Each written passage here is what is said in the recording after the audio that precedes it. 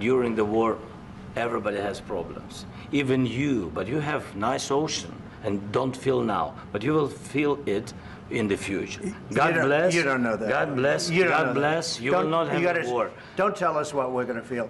We're trying to solve a problem. Don't tell us what we're going to feel. I'm not telling you. Because you're in no position to dictate that. Remember this. You're in no position to dictate what we're going to feel.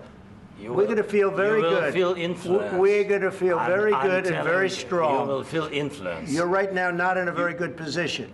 You've allowed yourself to be in a very bad position, and he happens to be right about it. From the very beginning of the war. You're not in a good position. You don't have the cards right now. With us, you start having cards. But right now, you don't. You're playing cards. You're playing cards. You're gambling with the lives of millions of people. You're gambling with World War III. You're gambling with World War III. And what you're doing is very disrespectful to the country, this country. That's back to you. Far more than a lot of people said they should have. Have you said thank you once? This entire meeting?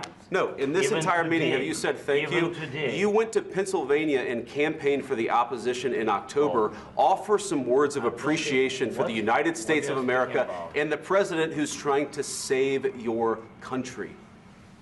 Please, you think that if you will speak very loudly about the war, you can... He's not speaking loudly. He's not speaking loudly. Your country is in big trouble. Can I Wait a minute. No. You've done a lot of talking. Your country is in big trouble. I know. You're not winning. You're not winning this. You have a damn good chance of coming out okay because of us. Mr. President, we are staying in our country, staying strong from the very beginning of the war. We've been alone, and we are thankful. I said thanks you haven't in been this alone. cabinet, you and haven't not been only alone. in this cabinet. We gave you, through this stupid president, $350 billion. You voted we gave for you your military equipment, and your men are brave, but they had to use our military. What about if you didn't have our military equipment, if you didn't have our military equipment, this war would have been over in 2 weeks. In 3 days, I heard it from Putin. In 3 days. This is something maybe new. Less. In 2 weeks. Of course he has. It's going to be a very hard thing to do business like this. Again, I tell you. Just say thank you. I said a lot of except that there are disagreements, and let's go litigate those disagreements rather than trying to fight it out in the American media when you're wrong.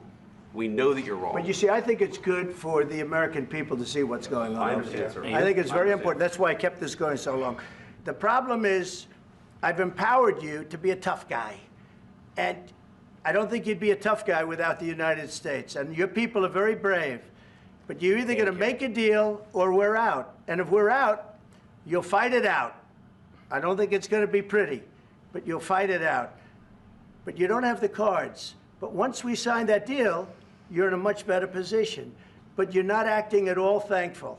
And that's not a nice thing. I'll be honest, that's not a nice thing.